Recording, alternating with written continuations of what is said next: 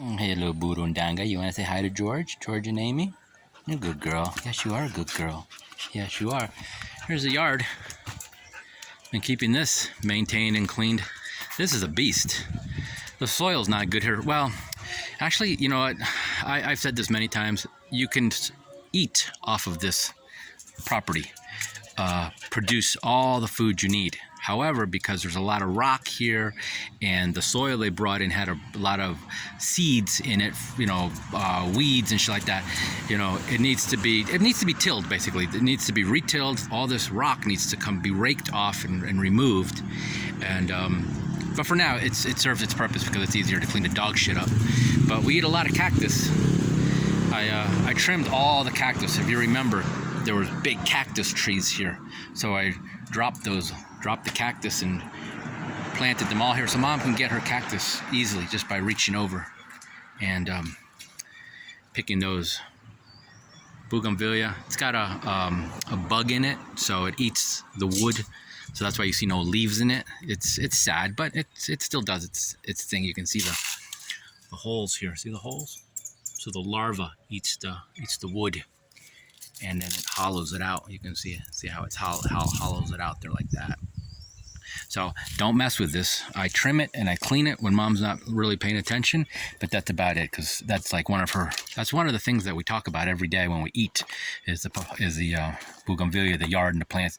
From her window, her view, she can see the papayas here. So we ate like 6 papayas already from here, and so here's one that looks like I can take down right here. No, I think I'll wait another day. Right there, yeah. So we eat lemons, we eat papaya, we eat a lot of cactus. I mean, we eat cactus almost every single day.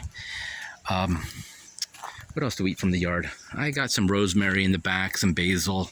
The backyard is much nicer than this. I keep it really clean. Try to keep it orderly.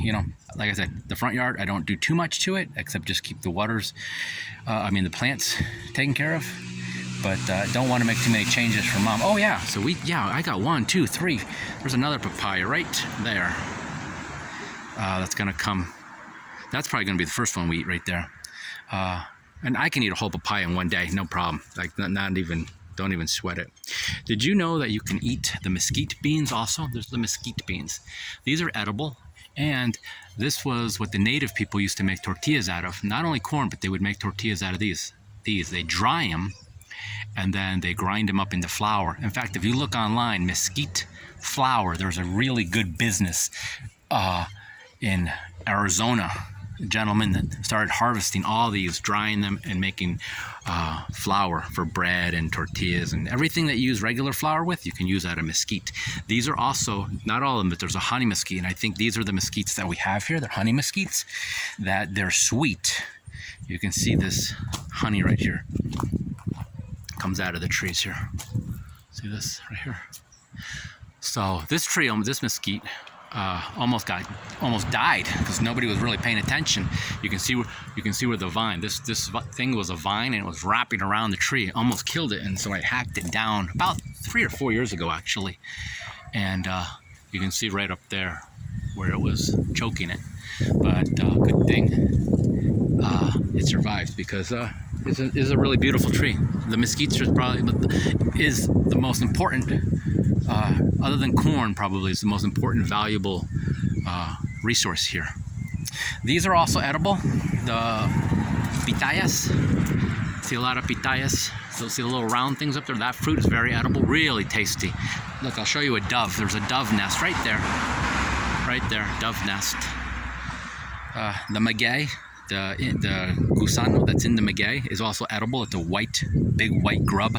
It's also edible. I haven't eaten any myself, but I do plan on, if I can get some, I will eat them. So this one here doesn't have pitayas on it yet, but this other one does. Let's see. These I've cleaned up. This cactus was all the way into the sidewalk, so I come in here and I trim it. I'm gonna have to trim this one. You can see the pitayas right there. This one's full of pitayas. So this one, unfortunately, I'm gonna have to hack that off. And what I do is I start them in the backyard, and so I use them as a live fence. You know, nobody's going to want to jump over a fence into a cactus. You know what I'm saying? Anyways, George, quick video, talking fast. Gotta go. Bye.